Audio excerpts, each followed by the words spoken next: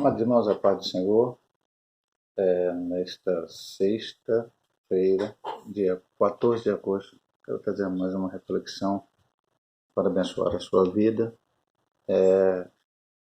do Evangelho segundo São João, capítulo 17, apenas o versículo 17. Santifica-os na verdade, a tua palavra é a verdade. O Senhor Jesus Cristo, ele sempre esteve preocupado com os seus discípulos, ele sempre esteve preocupado com aqueles a qual ele havia preparado, chamado a si, para estarem mais perto dele, orientado, ensinado, dado o seu exemplo através de ações, de atitudes, para que eles pudessem estarem preparados.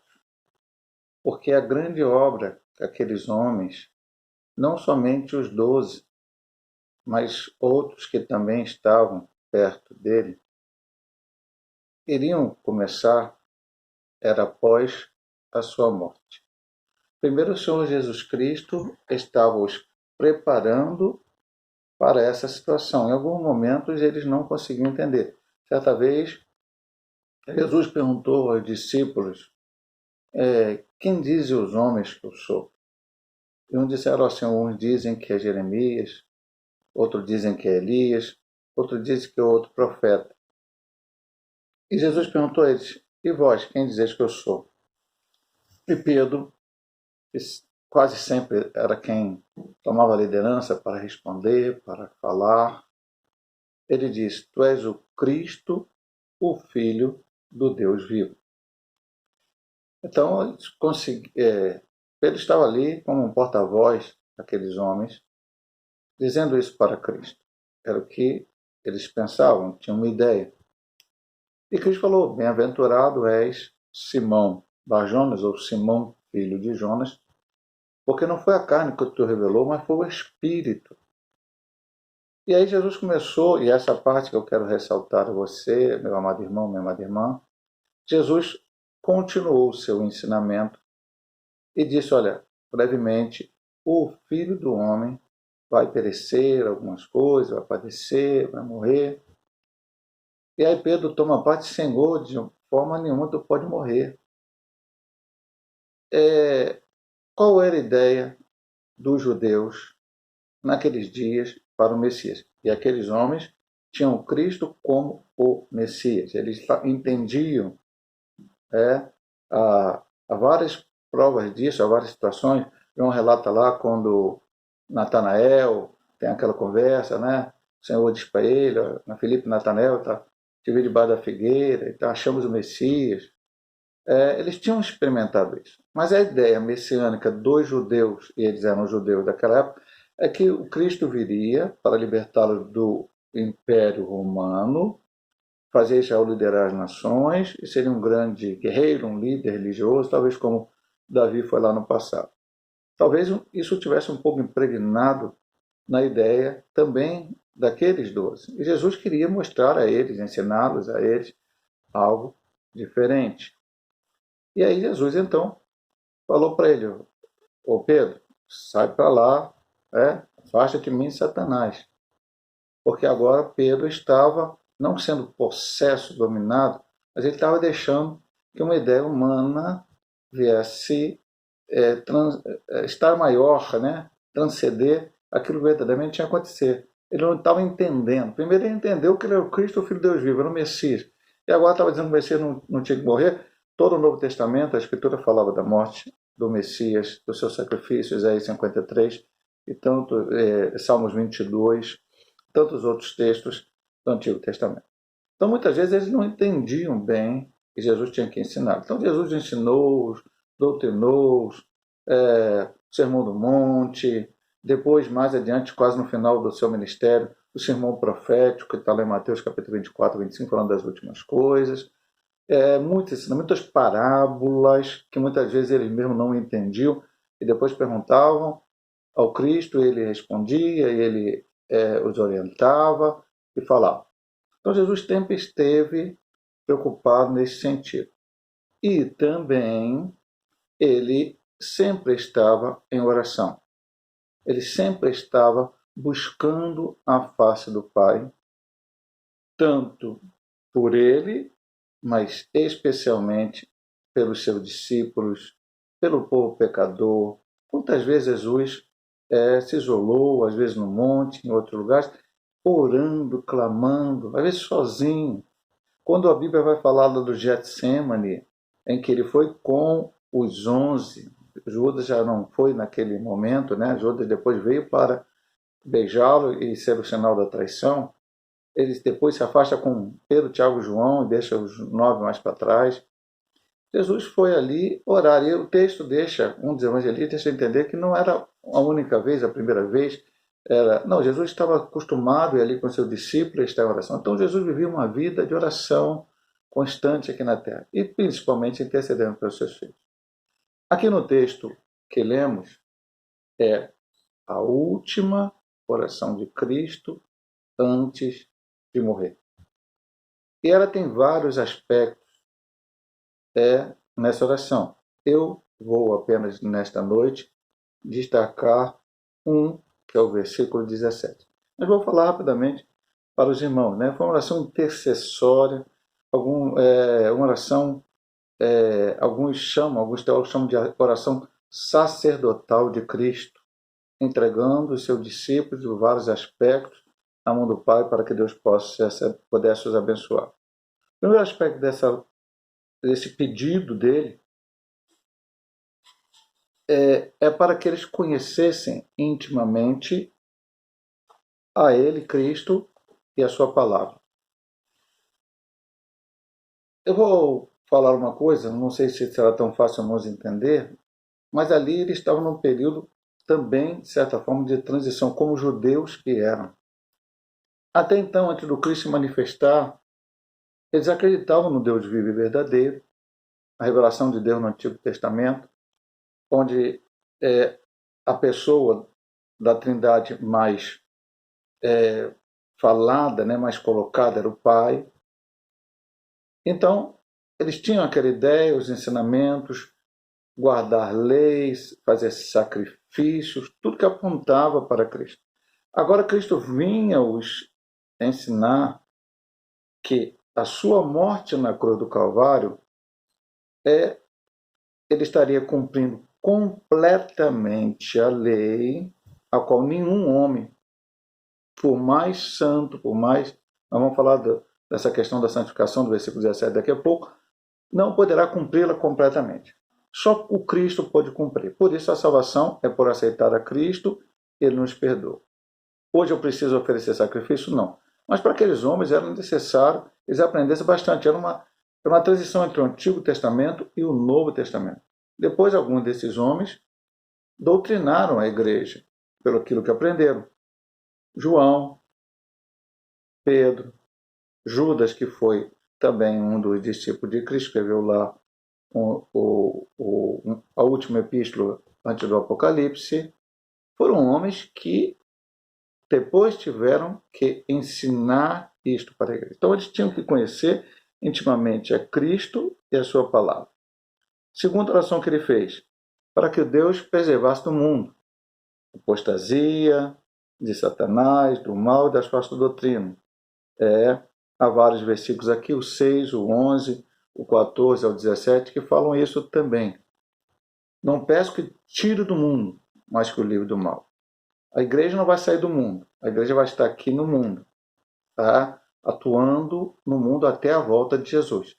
Satanás vai tentar derrotar a igreja, vai ter os falsos cristos, vai ter os falsos profetas, vai ter as heresias, e tudo isso o Senhor Jesus intercedeu ao Pai para que a sua igreja pudesse, os seus discípulos pudessem vencer tudo isso. Depois nós vamos ver aqui no versículo 17 a forma principal.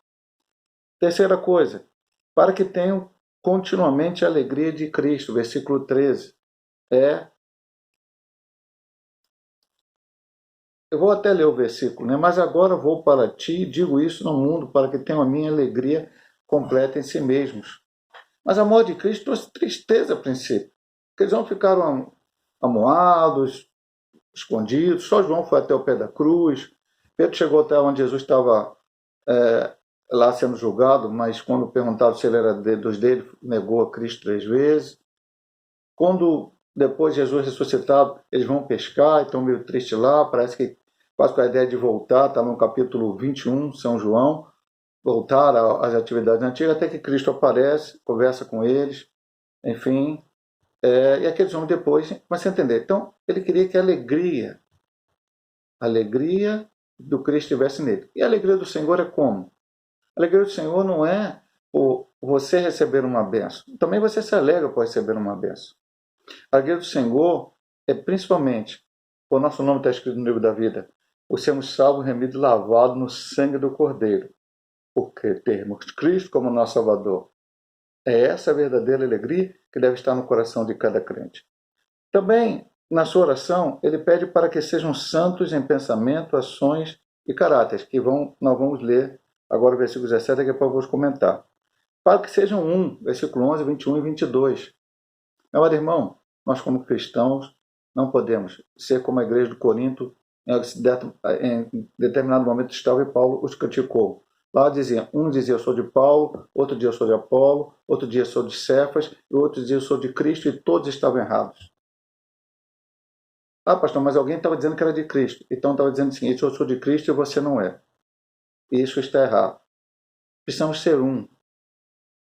Cada denominação se une dentro dela e ali se fecha e tal. Bom, também precisa isso. Não é para ter briga, confusão. Isso não é bom para nenhum lugar.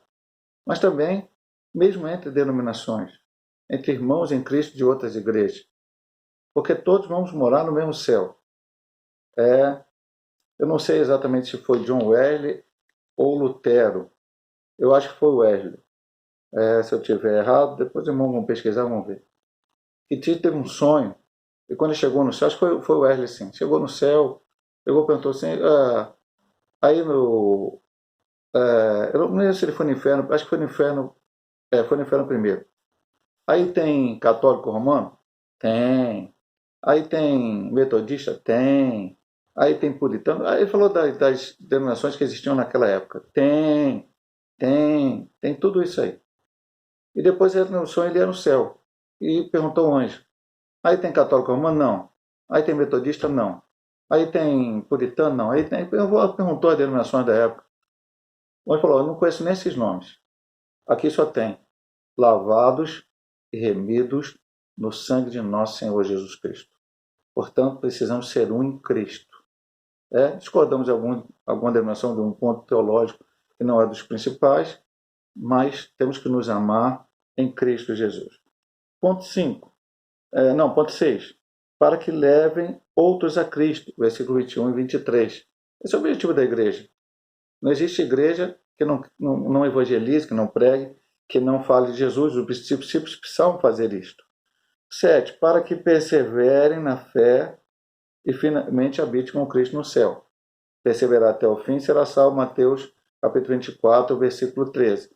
Perseverar até o fim. Continuar até que Cristo venha, arrebate a sua igreja e vamos para o céu. E a última questão que Jesus orou foi para que permanecesse constantemente no amor e na presença de Deus. Mas eu quero falar do 17. Santifica-os na verdade, a tua palavra é a verdade. Então, o que é santificação, pastor? Santificação significa não pecar? Não, meu amado irmão, porque a Bíblia diz que não houve um homem sequer que não tivesse pecado. Então, como nós podemos santificar se todos nós pecamos? Paulo disse que foi o maior pecador, outros homens de Deus admitiram os seus erros e as suas falhas. A santificação é separação.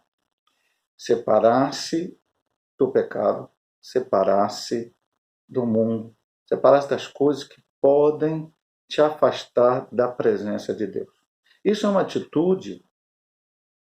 Deus vai nos ajudar? Vai. Nós vamos dizer, santifica na verdade.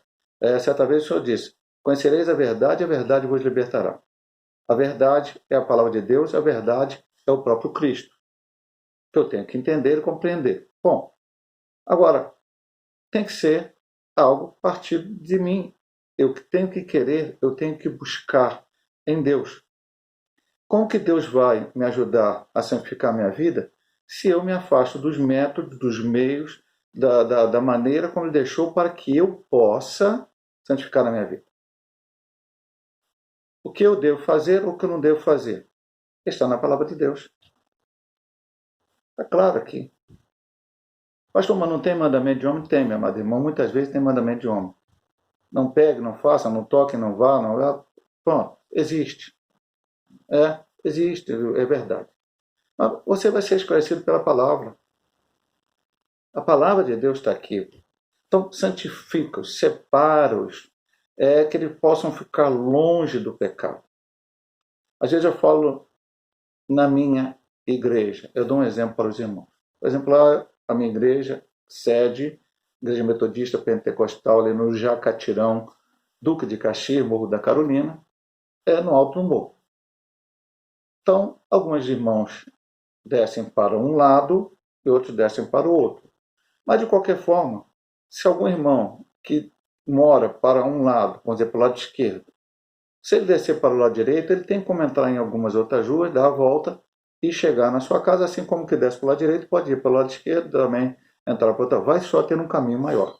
Então, às vezes eu digo, meu amado irmão, minha amada irmã, vamos dizer que o teu lugar melhor, vamos dizer que seja do lado esquerdo.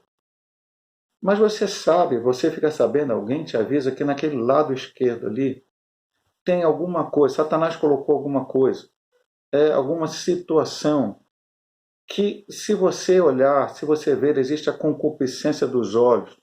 Você pode, aquilo vir na tua mente, você pode pecar, você pode cair no erro ali. Aí muitos crentes dizem, eu vou pela esquerda porque eu sou servo de Deus, eu sou homem de Deus, eu sou mulher de Deus, eu vou lá, vou passar e nada vai acontecer. Glória a Deus, louvado seja o nome do Senhor. Mas sabe o que vai acontecer? A primeira vez você pode passar e vai embora, nem olha para aquelas coisas. A segunda, a terceira. Pode ser que em algum momento você se distraia e dê uma olhada para aquilo. E depois uma segunda, e talvez daqui a pouco você esteja observando aquilo que pode fazer você cair da graça do Senhor. Então, se eu posso ir pela direita, e sabendo que a direita o caminho está tranquilo, não vai ter nada, Satanás não tem nada ali naquele momento, uma armadilha dele, uma cilada dele, a Bíblia diz que eu não posso ignorar os seus ardis, eu vou para o lado direito, dou uma volta maior, levo um tempo maior, mas chego no meu destino sem precisar passar por isso. É isso que é afastar-se do pecado. Há coisas que a gente pode fazer tranquilamente na nossa vida. Às vezes eu falo na igreja também, meu amado irmão, eu volto a repetir para os irmãos aqui na reflexão. Isso é muito forte e às vezes o irmão não consegue entender. Todos nós temos um ponto fraco na nossa vida. Vou falar assim abertamente. Algumas pessoas, o seu ponto fraco pode ser uma pessoa do sexo oposto. Outros pode ser o dinheiro. Outros pode ser a fofoca, não consegue guardar um segredo, falar da vida dos outros para alguém. Outro pode ser, enfim, N coisas. N coisas que você pode ter. Então, esse é o ponto fraco. Você sabe esse ponto fraco, Deus sabe esse ponto fraco, e o diabo também sabe. E o diabo vai tentar te atacar. Eu vou te dar um exemplo aqui. Eu tinha um irmão, não vou dizer o nome dele, já falecido, está na glória, em uma das igrejas que eu pastoreei, que quando eu assumi a igreja, ele me procurou e falou, pastor, o pastor anterior que estava aí me batizou, eu fumava, mas eu, mesmo depois de batizado, acabei voltando a fumar. Eu estava no início do ministério e a primeira ideia foi logo, na época não era nem disciplinar, me mandou até excluir da igreja, era assim que a igreja tratava certos assuntos. Mas eu conversei com outra pessoa, um outro oficial da igreja, e ele me propôs, vamos orar. Ou conversamos, né? Acertamos, vamos orar. Depois de 3 meses, esse irmão parou de fumar.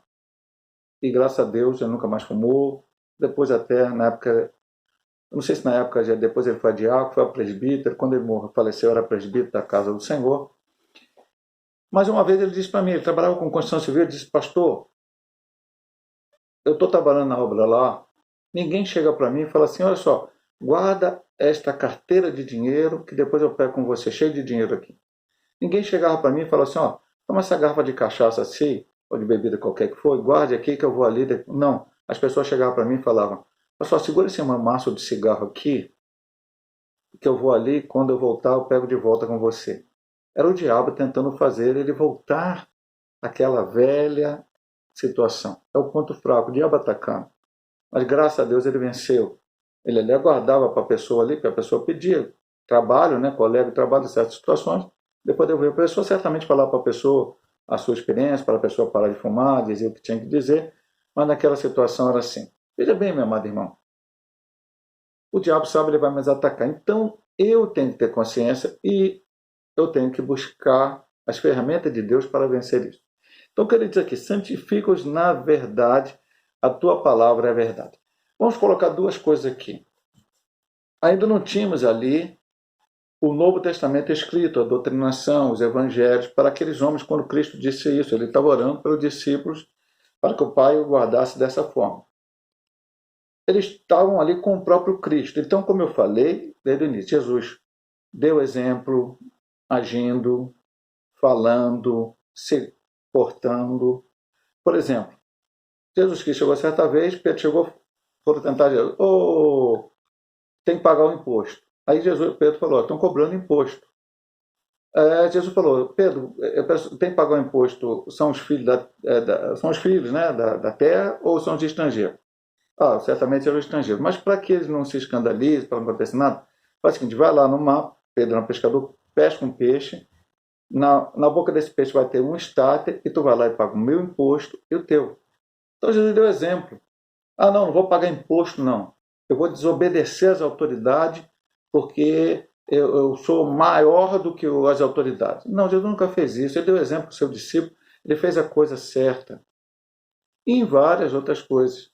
E deu exemplo orando pelas pessoas, curando enfermos, e depois a igreja também vive, ressuscitando mortos, depois de Cristo também mortos por ressuscitado, expulsando demônio, depois também os discípulos expulsaram demônio, enfim, tudo o que eles estavam olhando para ele. Mas ele também sabia que a Bíblia ia ser escrita no Novo Testamento, esse Novo Testamento ia ser validado pela igreja, como foi, não pela igreja primitiva, mas depois do que João morreu, o apóstolo, São João, o último dos apóstolos a morrer, os chamados pais da igreja, porque a heresia entrou no meio da igreja, muita gente pregando coisas erradas, falando que Jesus não era Deus, o Espírito Santo não era Deus, e outras coisas mais, outros pregando outras coisas, heresias, e aí a igreja primitiva, os pais da igreja, fizeram concílios e tal, e definiram que a Escritura Sagrada é o que a igreja guarda até hoje. A igreja protestante, evangélica, cristã, é igual o dos judeus, né? Os judeus têm uma divisão diferente de livros, né? Nós temos o Pentateuco, livros históricos, profético e tal, poético, profético, maiores e menores, eles têm uma outra divisão, mas são os mesmos livros exatamente. E no Novo Testamento, muitos escreveram o Evangelho, mas só esses 4 são inspirados, considerados pela igreja, assim como Atos, assim como as cartas, assim como o Apocalipse. E a Escritura chegou até nós. Então, como essa oração não valia só para aqueles homens, mas valia para nós também, santifica-nos na verdade, a tua palavra é verdade. Então, como é que eu consigo entender como devo separar do mundo? Olhando para o exemplo de Cristo, que está exalado na Bíblia Sagrada. O que Cristo fez. Cristo ficava, ele sendo o Filho de Deus, sendo a segunda pessoa da Trindade, ele deixou de orar? Não. Ele deixou de ler a Bíblia? Não. Lucas capítulo 4, logo depois da tentação, ele entra em Nazaré e aí dão o rolo, né, de Isaías para ele. Ele lê lá, o Espírito de Deus sobre mim para pregar a palavra, para curar o cego, então certas coisas, está Isaías, se não me engano, 61, e depois prega a palavra para eles. Então o próprio Cristo, que era ele mesmo a palavra, era o verbo vivo, João capítulo 1, versículo 1, ele também se alimentava da palavra, ele também orava, ele também buscava Deus. Jesus jejuou 40 dias, 40 noites quando foi tentado por diabo, então ele também jejuava, ele também estava em comunhão com os discípulos. Jesus nunca falou assim, olha, João, congrega na tua casa sozinho, Pedro, congrega na tua casa sozinho, Tiago, vai lá para a tua casa, congrega sozinho, Tomé, vai lá para a tua casa, congrega sozinho, e eu vou congregar na minha casa sozinho. Que hoje tem uns desigrejados aí. Não vamos congregar junto porque estou cansado de liderança. e outras coisas mais. Jesus mandou os discípulos fazer isso? Não, ele estava sempre junto com eles. Junto com eles. E não só com os 12, com os outros. Quando Jesus morre, já pensou, meu amado irmão? Eu acho que se naqueles dias o pessoal tivesse essas ideias estapafúrdias, estranhas, que aparecem hoje no meio da igreja evangélica brasileira e talvez até mundial, não tinha nem a descida do Espírito Santo, porque cerca de 120 irmãos ficaram 10 dias orando para que o Espírito Santo descesse. Cada um falou assim, não, eu vou orar na minha casa. A outra vai orar na minha casa. Não, eles juntaram lá. Atos após isso, tinham tudo em comum, estavam juntos. É isso, meu amado irmão. Porque isso também faz-nos... Eu digo isso quando digo na igreja. Deus começa a falar no culto quando o pastor começa a pregar. E Deus começa a falar, não, de jeito nenhum, meu amado. Quando o irmãozinho, a irmãzinha, quem for que está dirigindo no culto, fala assim, eu saúdo os irmãos com a paz do Senhor. Deus já começa a falar. Então Deus começa a falar através da oração dos irmãos, Deus fala através da leitura inicial, Deus fala através do hino da harpa que a gente canta, aí no avulso, do testemunho, do que o irmão conta, da bênção, enfim, e fala através também do pregador, seja ele quem for, para que nós saímos alimentados toda vez que vamos à casa de Deus. Então precisa estar junto. Santifica na verdade, a tua palavra é a verdade. Tem que ler a Bíblia todo dia, tem que orar todo dia, tem que estar em comunhão com o Senhor, tem que fazer todas as coisas que Deus deixou. Aí eu consigo vencer o pecado, vencer o meu próprio eu, vencer a Satanás, e aí, no dia glorioso em que Cristo vier buscar a sua igreja, está perto, os sinais estão aí. A pandemia deste ano foi um dos sinais mais fortes. No início todo mundo estava com medo, agora as pessoas parecem que esqueceram, mas é um dos sinais que Cristo está voltando para arrebatar a sua igreja.